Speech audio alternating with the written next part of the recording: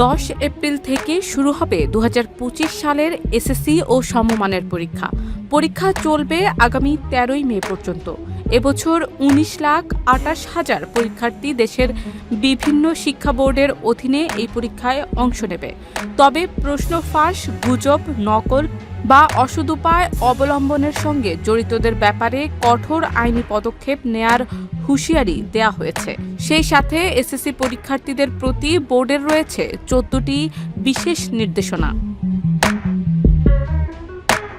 নির্দেশনাগুলো হলো, পরীক্ষা শুরুর 30 মিনিট পূর্বে অবশ্যই পরীক্ষার্থীদের পরীক্ষা কক্ষে আসন গ্রহণ করতে হবে। প্রশ্নপত্রে উল্লেখিত সময় অনুযায়ী পরীক্ষা গ্রহণ করতে হবে। প্রথমে বহু নির্বাচনী ও পরে সৃজনশীল বা রচনামূলক পরীক্ষা অনুষ্ঠিত হবে এবং উভয় পরীক্ষার মধ্যে কোনো বিরতি থাকবে না। পরীক্ষার্থীরা তাদের প্রবেশপত্র নিজ নিজ প্রতিষ্ঠান প্রধানের নিকট হতে পরীক্ষা শুরুর কমপক্ষে 3 দিন পূর্বে সংগ্রহ করবে। শারীরিক শিক্ষা, স্বাস্থ্যবিজ্ঞান ও খেলাধুলা এবং ক্যারিয়ার শিক্ষা বিষয়গুলো এনসিটিভির নির্দেশনা অনুসারে ধারাবাহিক মূল্যায়নের মাধ্যমে প্রাপ্ত নম্বর শিক্ষা প্রতিষ্ঠানসমূহ সংশ্লিষ্ট কেন্দ্রকে সরবরাহ করবে।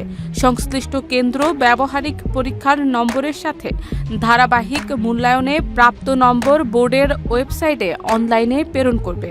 পরীক্ষার্থীরা তাদের নিজ নিজ উত্তরপত্রের OMR ফরমে তাদের পরীক্ষার রোল নাম্বার, রেজিস্ট্রেশন নাম্বার, বিষয় কোড ইত্যাদি যথাযথভাবে লিখে বৃত্ত ভরাট করবে।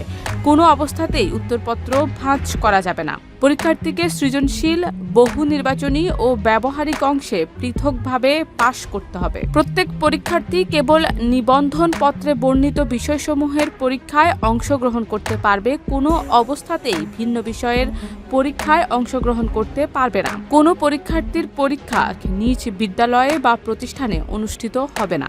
পরীক্ষার্থী স্থানান্তরের মাধ্যমে আসন বিন্যাস করতে হবে। পরীক্ষার্থীরা পরীক্ষায় সাধারণ সায়েন্টিফিক ক্যালকুলেটর ব্যবহার করতে পারবে।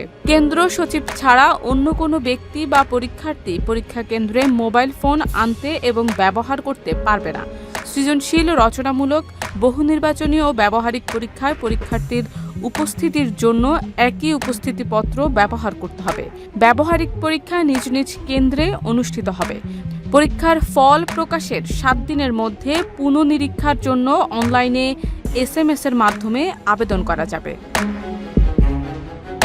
শারমিন নিশু, ঢাকা পোস্ট।